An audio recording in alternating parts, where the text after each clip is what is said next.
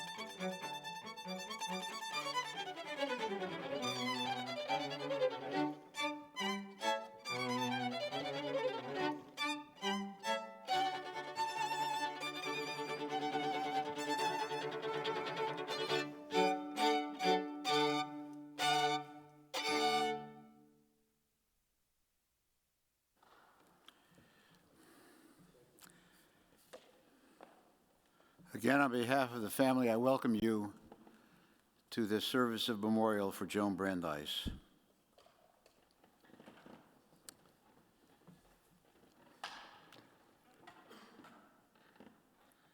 Death has taken our beloved Joan. For her love that united us in life and which death cannot sever, for her companionship which we shared along life's path and which continues through the tenderness of memory, for the gifts of her heart and mind that brought us joy and happiness and is now a precious remembrance. For all these and more, we give our thanks.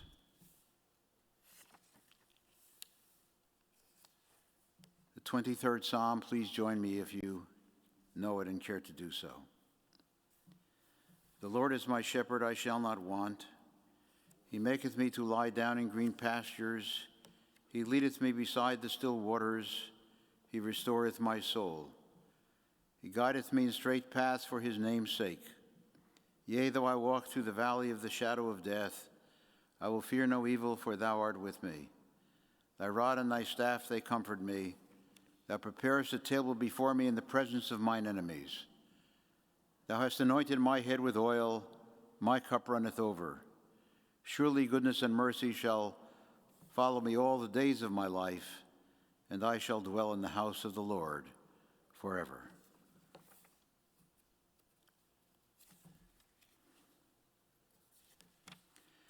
In the rising of the sun and in its going down, we will remember her.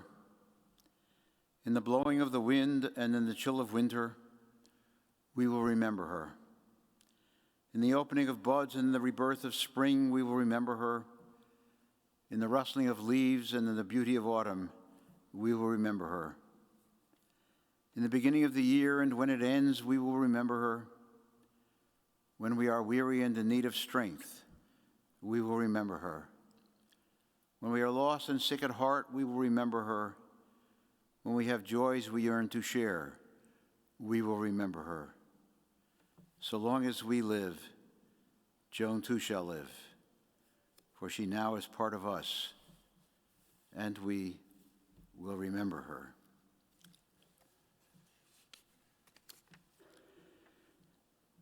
Birth is a beginning and death a destination, but life is a journey, a going, a growing from stage to stage, from childhood to maturity and youth to age, from innocence to awareness and ignorance to knowing, from foolishness to discretion and then perhaps to wisdom, from weakness to strength or strength to weakness and often back again, from health to sickness and back we pray to health again, from offense to forgiveness, from loneliness to love, from joy to gratitude, from pain to compassion and grief to understanding, from fear to faith, from defeat to defeat to defeat, until, looking backward or ahead, we see that victory lies not at some high place along the way, but in having made the journey, stage by stage, a sacred pilgrimage.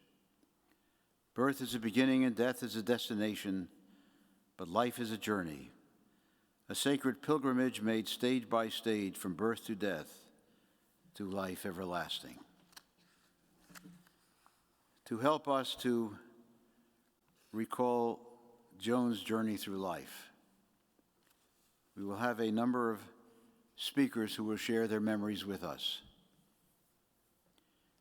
Carol Frieder, Dennis O'Brien, Edie McAlpin, all friends, daughter Sally and son Danny, and grandson Ben, and granddaughter Ellie. Carol.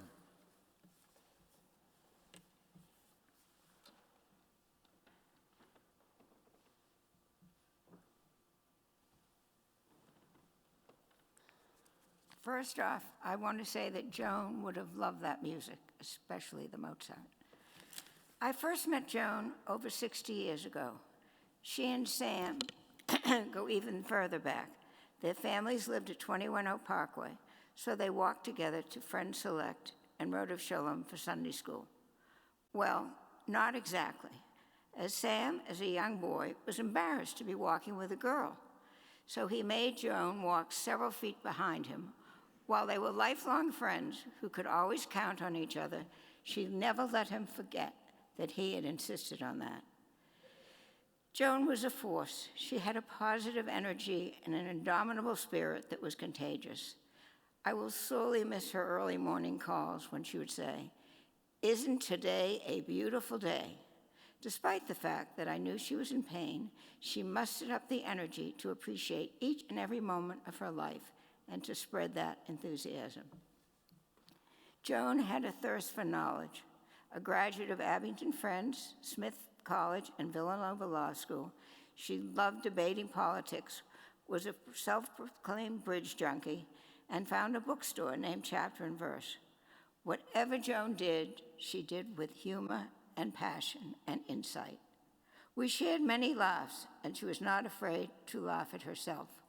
We sometimes played the game of Waldo. For those of you who are familiar with children's literature, we were frequently on the phone trying to help each other find what we were missing in our own home. The last occasion was the lettuce. I was planning a luncheon, but I couldn't find the lettuce. I anxiously called Joan. "Joan, tell me where the lettuce is." "Well, where do you think it is?" "I'm asking you."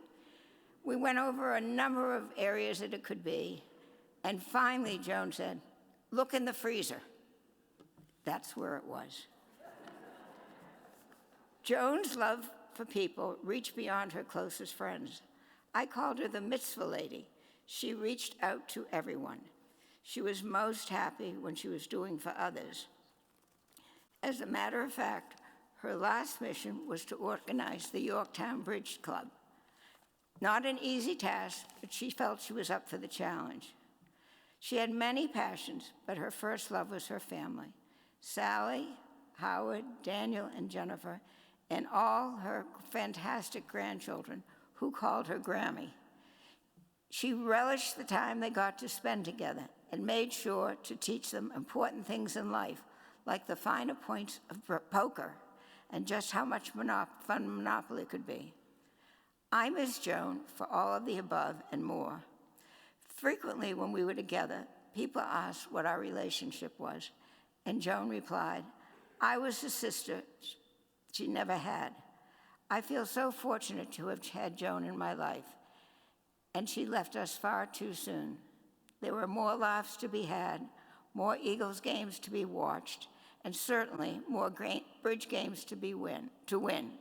But the truth is, Joan will be with all of us forever. She will never be forgotten.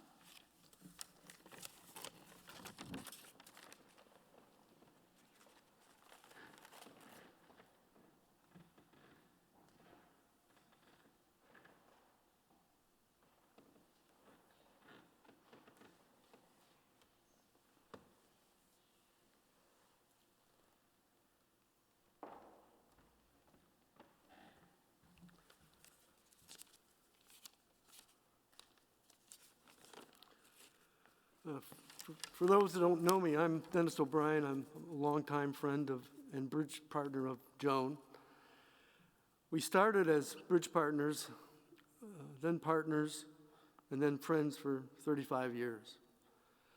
I had just moved to the area in 1981 and restarted my bridge activities. Over several years, I went through several partners for various reasons, which some bridge players may know about. Then I recognized her ability just from playing against her in a local bridge club, and I just went up to her and asked her if she wanted to play. And she said yes. But more importantly, Joan was a great collector of friends, many of whom are obviously here today or watching. And not just in the bridge community. She maintained many friendships from her teenage years at Tripp Lake Camp in Maine, also at Smith College. People like Pat Deutsch, Helene Singer, Susan Radner, and others. It was a running joke between us when she introduced me to a friend I hadn't met, and it came out that she was from Tripp Lake. Tripp Lake seemed to me to be a very important part of her life. But the important thing was she really worked on these friendships. Again, you're maintaining a friendship from the age of 16 to the present. Joan was involved in so many things to give back to the community. She ran the food service, refreshments, lunches for the local bridge tournaments for many years. Even the Nationals, when they were in Philadelphia, she was in charge of lunches for the volunteers. So we would trek over to the Reading Terminal Market every morning to get lunch for the local volunteers. She was also active in the Hamilton Club. It's a well-known rubber bridge club here in Philadelphia, both in administrative roles and also in the food service area. And she got me involved in the mitzvah food program of run by the Jewish Federation, where we delivered food to shut-ins.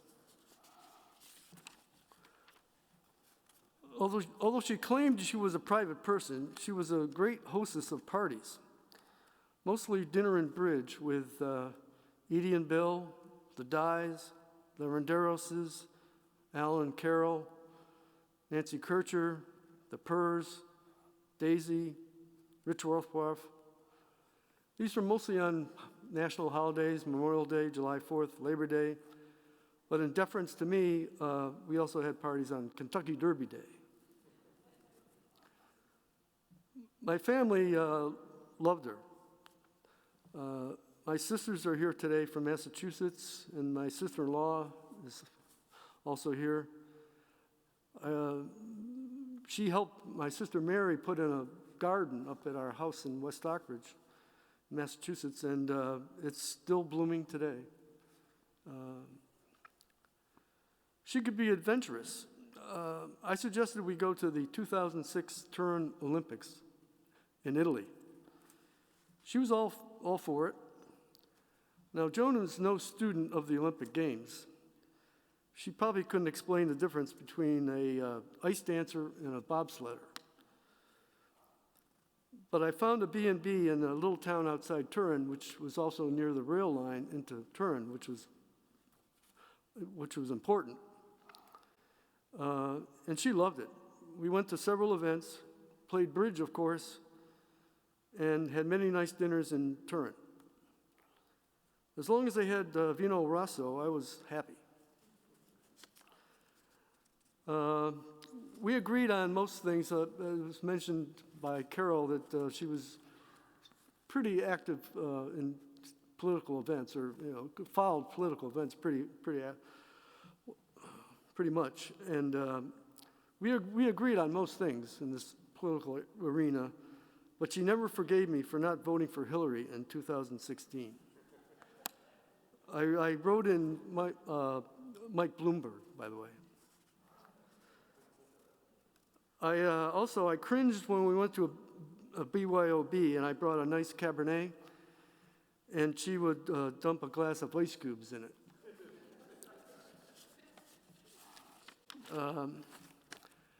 I have dearly missed our nightly calls to review our days, discuss bridge results, and the issues of the day. This was really the highlight of my day. We did this every day. But she was my greatest friend for 35 years, and I have a large hole in my heart. Joan, thank you for all the years you gave me.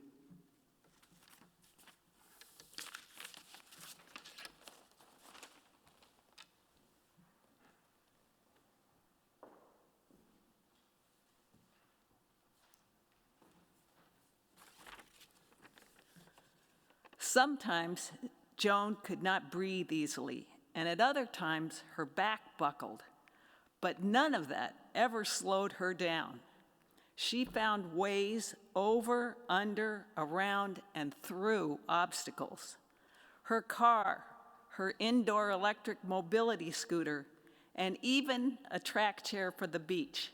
I was always in awe of her get up and go. Just last summer, Joan and I were heading to the beach when all of a sudden her track chair stopped. It coughed a little, had a last gasp, and died. Frantically, we repeatedly telephoned the track chair rental office, but to no avail. We left panicked voicemails. In desperation, Joan called the Brigantine police, who wanted to know where we were. We didn't know where we were. They were going to have to find us. Within 5 minutes, 2 young, good-looking police officers found us. They stayed with us until the track chair people brought us a new, fully charged chair. On the beach later that day, our 2 young police officers drove in their squad car to our beach site. Officer Cohen and his rookie partner wanted to get a picture of Joan in the track chair with the rookie. That day was the rookie's first day on the job, and Joan was his first case. The next day, Joan and I chugged over to the police station. 2 masked old ladies in a track chair wanted the police chief to know what good guys he had on his force. That was Joan, generous with everything: time, money, and well-deserved accolades. Joan and I were more than friends for 40 years. She was my sister, and I hope I was the sister she never had. Brandeis and McAlpin, what a combination, just like Ginsberg and Wong. Thank you, Joan, for all the happy memories. I miss you.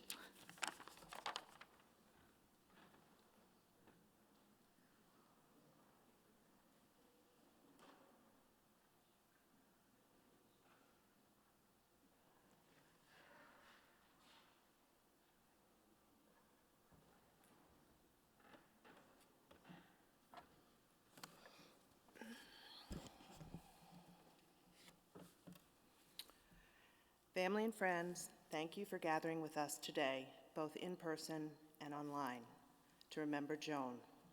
I'm her daughter, Sally, and I'd like to briefly share the essence of Mom's well-lived life.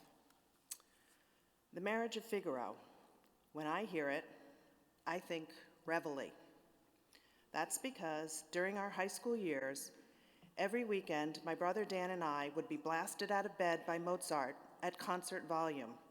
Mom would play the record on her stereo, which was in her upstairs study, but she'd be downstairs in the kitchen, buzzing around in the Joan zone, banging around pots and pans, or talking loudly on the telephone. As I stumbled downstairs and into the kitchen, she seemed surprised to see me. "Oh, did I wake you?" I shook my head and smiled. Really? The Joan zone. It was a phrase coined roughly 20 years ago by my friend Eileen's son, Jared, while they were visiting us at the shore. Jared was about 6 years old at the time, and Mom was flying around the kitchen with her usual flurry of activity. He was clearly paying attention to her because he said something to the effect of, "Better stand back, she's in the Joan zone."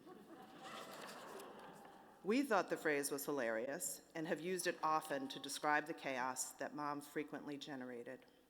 The Joan zone could be a small space, like our Chevy Chevette.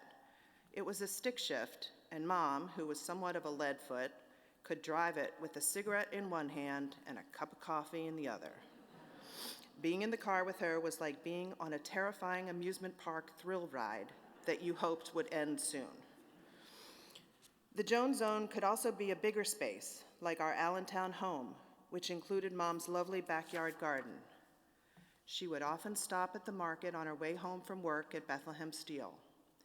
I remember one day she zipped into the kitchen, schlepping grocery bags, and dropped them on the floor. She quickly turned on the oven and the stove while stomping her feet, because naturally she had to pee. She then flew into the powder room, returned to the kitchen, most likely without washing her hands, and got to work on making a chicken dinner. 3 minutes later, dinner was in the oven, so she dashed out to the garden to admire her beautiful flowers, do some quick weeding, and turn on the hose. All of a sudden, she gave out one of her loud gashrays and yelled, "Shit, the chicken!" And she raced back into the house to check on it. Of course, it was fine. She continued making dinner as I set the table, and then once again, she let out another loud gashray, "Shit, the hose!" And she dashed back out the door to shut it off. She came back inside, unfazed that her work clothes were now slightly damp, and brought dinner to the table. We sat down for a calm and delicious family meal with our usual lively conversations about the events of the day. She was truly something to watch. Growing up, whenever Mom would introduce me to friends of hers who I hadn't met before, they would often say something like, "Oh, you're Joan's daughter? Well, of course you are. You look just like her." Those words always made us smile, and we would sneak knowing glances at each other because, for those of you who may not know, Dan and I were adopted. I loved that people thought we looked alike. To me, it was the highest compliment. I so wanted to be like her. As one family member put it, Mom was truly a force. Intelligent, funny, inspirational, generous, creative, charming, beautiful, accepting, clever, athletic, and wacky. She loved books and reading, playing games, doing puzzles, and watching movies. She was an avid gardener, a skilled bridge player, a talented cook, a vivacious hostess, a curious student, an adventuresome world traveler, a successful small business owner, and a dedicated lawyer. But what I can see above everything else was that Mom had an extraordinary ability to connect with people. She had this positive energy, a special power to make people feel good. You just wanted to be around her. Many of you who kindly reached out to share your feelings about Mom knew her for more than 50, even 60 years, some even longer. It has been a gift to find out how much she meant to you. You told me she was kind, caring, supportive, thoughtful, fun, an attentive listener, an interesting conversationalist, and that she always wanted to help and tried to make things better, regardless of whether you were family, friends, or even a stranger. Her greatest connections, though, were to me and Dan and our spouses, Howard and Jennifer, and her 6 grandchildren, Ben, Sam, Will, Sophie, Ellie, and Jacob. She was completely devoted to us. She always took an interest in what we were doing and asked us lots of questions so she could better understand. She couldn't have been prouder or more excited about our accomplishments or more understanding and supportive when we were disappointed. Our lives have been overflowing with unconditional love, incredibly wonderful experiences, and so much laughter. For the last 2 years, I spoke to her nearly every day. It was hard living so far away, and I'm grateful to those of you who provided the extra care that Mom sometimes needed. She often told me that I was a great mom, and I always responded that that was because she was such a great role model.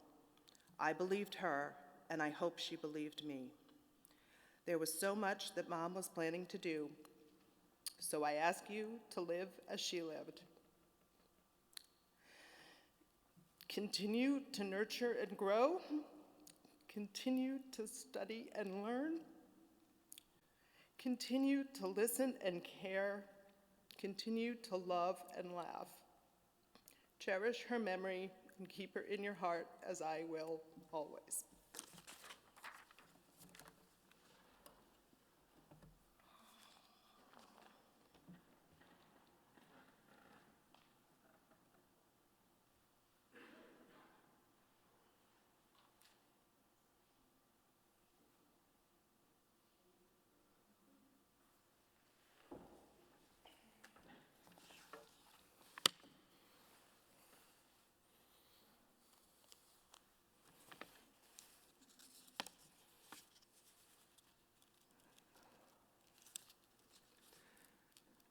First of all, Sally, Mom would have loved that. She would have laughed. She would have cried. And she would have been so proud of you for that. And it's wonderful to see everybody here today. Thank you so much for everyone coming to be with us and also online. I'm Dan Brandeis, her son, and my mom used to always tell this story that when I was in 3rd grade, I got a report card that said, "Danny's a really nice kid, but he doesn't know how to read."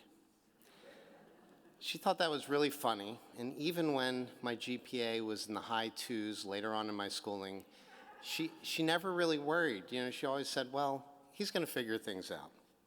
That was my mom, always looking for the best side of people. In The Great Gatsby, Nick describes Gatsby's charm as understanding people as they would want to be understood, believing in them as they would want to believe in themselves, and assuring people that he had precisely the impression that they, at their best, hoped to convey with an irresistible prejudice in their favor. My mom was like that with everyone that she met, from her oldest, dearest friends to friends of her friends or strangers, from her nearest and dearest family members to family who could really only be described as mishpucha. Joan saw the best in others and in turn brought out the best in them. The canons of legal ethics state that a lawyer must be a zealous advocate for her client. Long before she went to law school, when I was in high school, my mom was a zealous advocate for those around her. Regarding her grandchildren, Grammy Joan combined her zealous advocacy with her irresistible prejudice in their favor. She saw each of them as possessing unlimited potential and was excited by all their milestones and their achievements. For Sophie, she loved seeing her perform and attending performances with her, and just recently hearing about her acceptance to several colleges. For Sam, she loved hearing about his high school athletics, and this year, enthusiastically following the success of the University of Cincinnati's football team. For my kids, she was amazed by Ben's athletic and academic achievements, both in high school and in college, including his early graduation just this month. For Will, once my mom finally figured out her iPhone and playing the video, she was astounded by a video of him soloing in an airplane and landing it by himself as the sun set. And then she marveled as he headed off to college in Savannah. For Ellie, my mom cherished Ellie's love of reading and was amazed to read drafts of her first book. More recently, she celebrated Ellie's pluckiness of attending high school in Utah. Of Jacob, she loved hearing of his soccer and academic successes, but was maybe slightly jealous. Being an only child herself, she envied his 3 older brothers, his 3 older siblings and cousins. The morning before she passed away, she called and left a message for me, asking to talk to Jacob about his high school soccer game the night before, adding, "Oh, and by the way, I had a heart attack, but don't worry, it's no big deal. Don't come."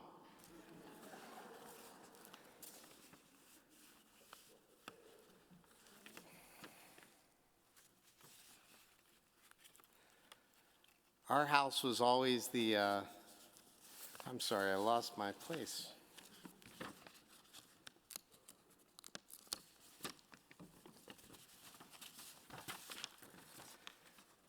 When we would catch up in life, it was clear that she was looking forward to all that her grandchildren would do and accomplish as they grew. Family was sometimes loosely defined with my mom. My mom remained very close with Alice, her mother-in-law. While they enjoyed one another's company as bridge partners, the relationship went much deeper. Joan aided Alice as she navigated the challenges she faced later in life. Sally and I have certainly never doubted how loyal our mother was. Beyond striving to give us exceptional opportunities to learn and grow outside the home, including sending Sally to Mexico in high school and me to Siberia in college, there were other things. Friends have reached out to us since Mom passed away and have remarked that our mom was the cool mom.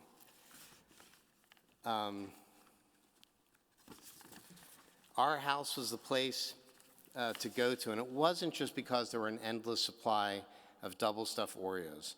As my friend put it, your mom was the best of all moms. I always felt like a part of the family when I was at your house. As I've raised my own kids, he said, I've always tried to treat their friends as your mom treated me.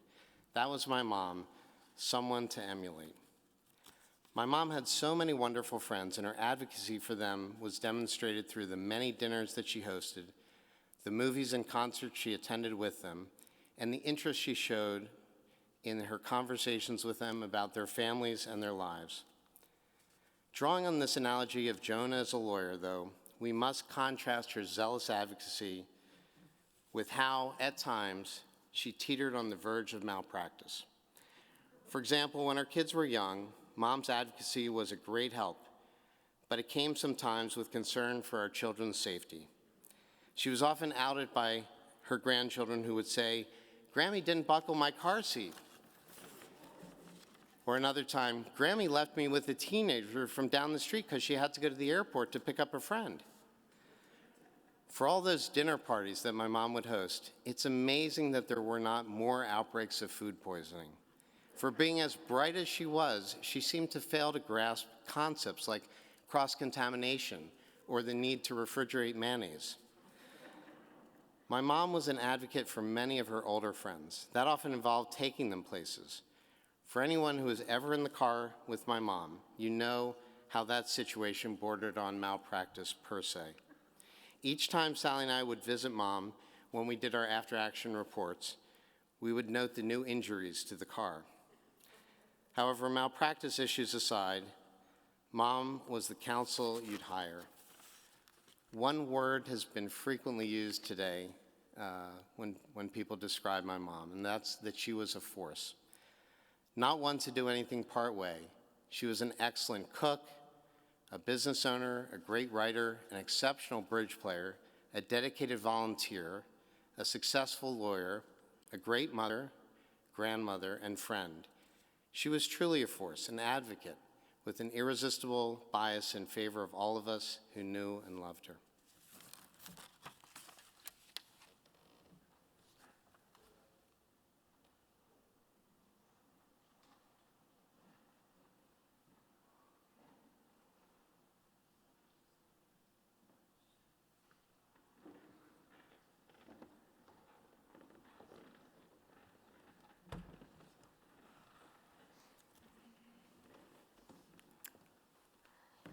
Hi, I'm Joan's granddaughter, Ellie. My Grammy Joan has always been simultaneously my oldest and most lively friend. These past couple of weeks, as I've been combing back through my memories, trying to hang on to every last detail of every last second I was lucky enough to get to spend with her, I can recall only joy. I remember the sound of her voice, the spirited hello, hello that never failed to announce her presence. I remember watching her apply her bold lipstick when I was just a little girl and thinking to myself that one day I would be old enough to put on my own. I remember the endless puzzles and board games that we would do together on family vacations and the way she could lose herself in these activities, though I don't believe we were ever able to successfully complete a full game of Monopoly. I will always appreciate how so beyond fortunate I was to have gotten the opportunity to get to know my grandmother as well as I did.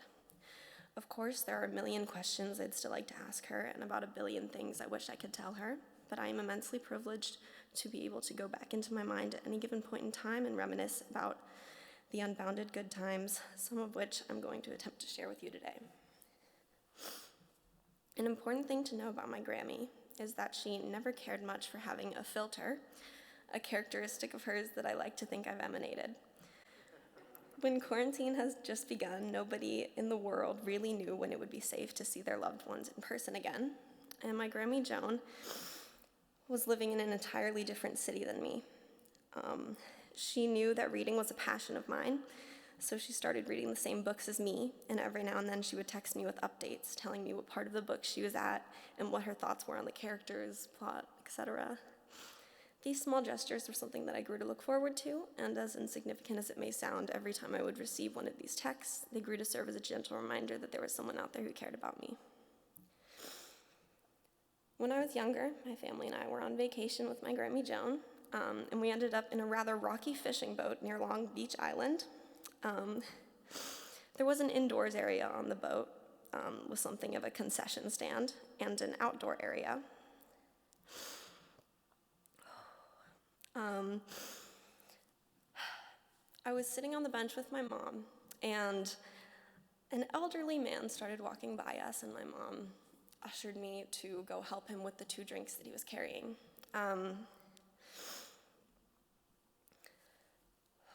He accepted my help, and I took the drinks from his hand, and I walked outside with him, and I asked him where I should take them. He responded to that gorgeous young lady over there and pointed a finger at my Grammy. I walked over to her, and when she saw me, a goofy smile flashed across her face, and after I had handed her her drink, she gave me a wink. I walked back to my seat, and I told my mom, who was not at all surprised, and why would she be? That was my Grammy. She was witty, intelligent, funny.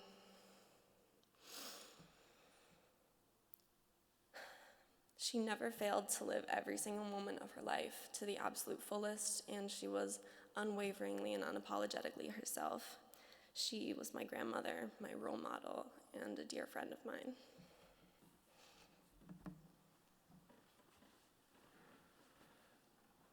Hello, everyone. For those of you who don't know me, I'm Benjamin Brandeis, her grandson. I suppose it was a little naive of me to think I would get up to this stand without tears in my eyes. My Grammy Joan was an incredible person. There were characteristics that made her as such, as have been mentioned earlier. She was witty, she was smart, she had a lifelong dedication to learning, which is something that I envy, and I really hope that I emulated as I continue to live my life. She was very well versed in books and movies, another thing that I attempt to share along with all of my fellow grandkids. We all love it. But most importantly, she wasn't just an amazing person. She was the best kind of grandparent you could ask for. I have never in my life felt more appreciated than when I came home and my Grammy suitcases would be on the landing and I'd hear, "Benjamin!" and a big thunderous hello, hello as she came down the stairs and gave me the biggest hug ever. I've never felt happier. And I'm so blessed that I got to share all of that time with her. Some people don't get to spend that time, and I'm sure that I won't forget any of the memories that I have. My Grammy Joan was unapologetically herself, and despite all the tumultuous car rides, I've always felt safe with her. She is a special person, and special is hard to define, but every single one of you here knows that she was special. It's not easy to categorize, but we all know that there are very few people in this world like her. She was the great Grammy Joan. Thank you.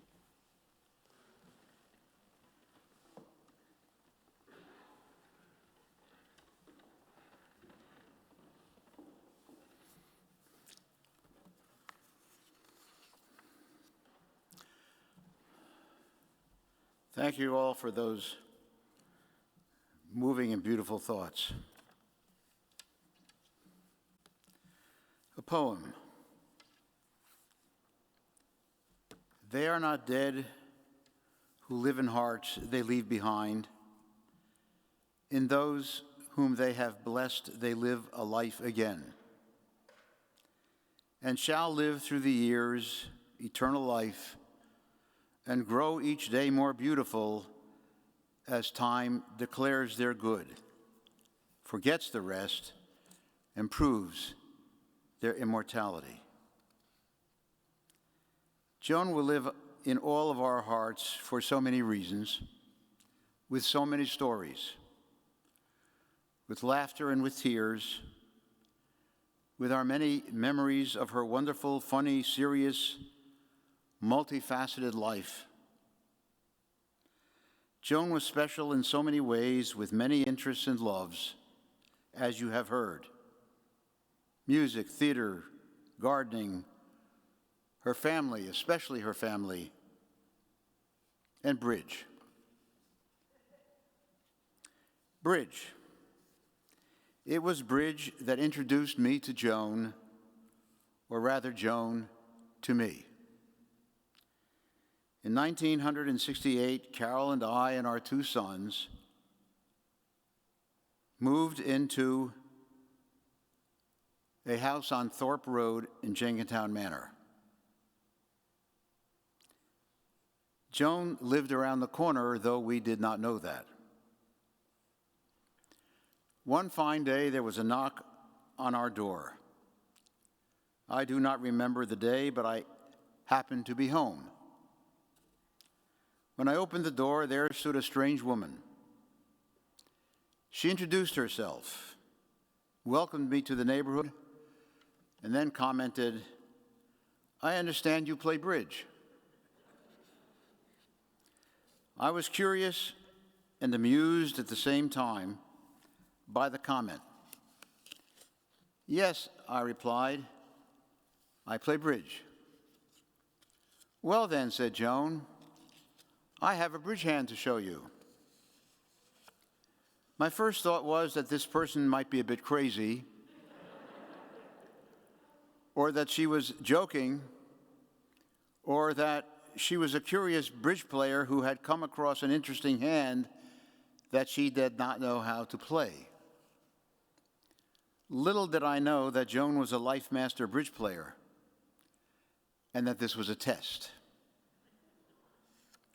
She marched into the house with a deck of cards in her hand and laid out a bridge hand on the dining room table. For those of you who play bridge, she told me what the final bid was, which I do not remember, but that I was the bidder, and the dummy's hand was open on the table. As is the procedure, the player on my left led a card. I reviewed the bidding, studied the board, and rather quickly realized that the only way to make this hand was to unblock a suit on the very first play.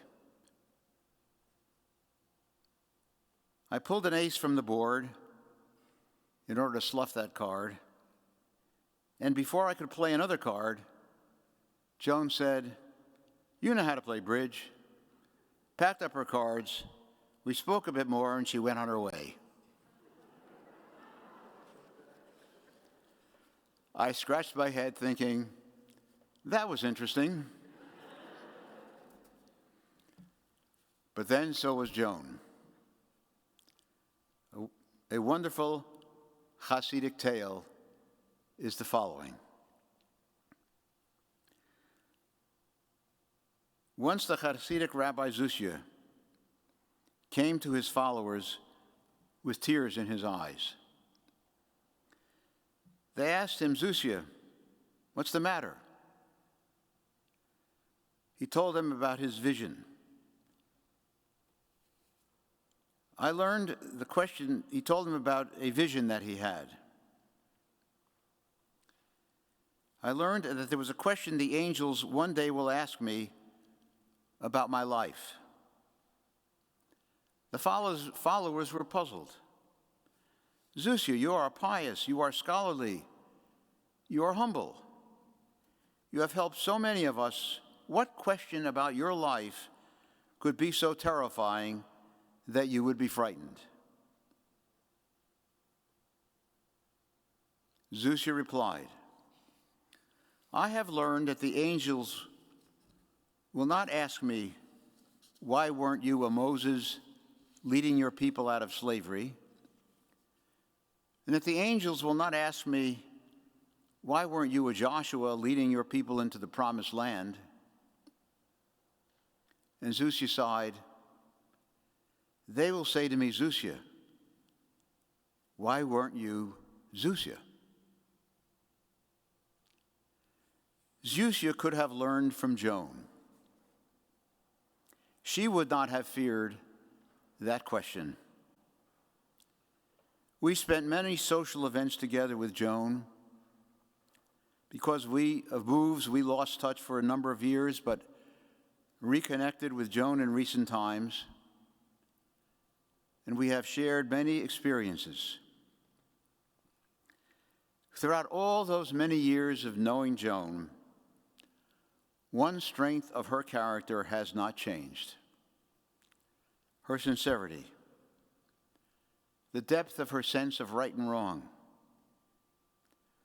her honesty. For Joan, life was happy and sad, fun and painful, easy and difficult. But through it all, she remained who she was. The angels would not have asked that question. They would have said, "No, you were not Moses. No, you were not Joshua. You were Joan." And that is the great lesson of your life. And that is why you were admired, and that is why you were loved. And that, Joan, is your legacy. And that will be your memory. And that, for all of us, has been our blessing as we say farewell to Joan. Amen.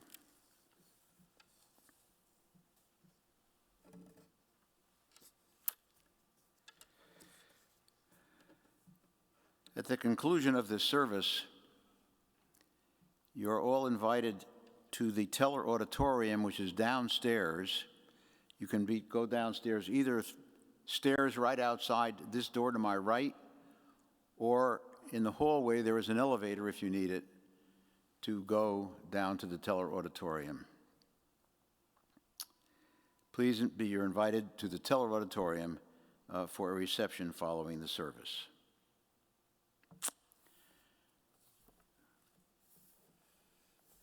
We're going to conclude the service with the saying of the Mourner's Kaddish and what is called the El Maleh Rachamim in English. Please do rise and join together with me in the Kaddish if you're able.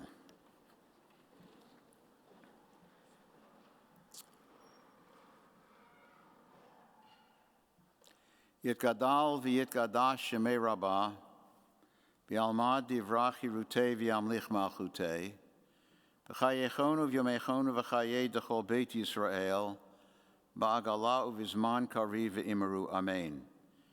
Yehei shmei Rabbah mevarach le'olam u'lalmei almaya. Yitbarach v'yishtabach v'yitpa'ar v'yitramam v'yitnaseh.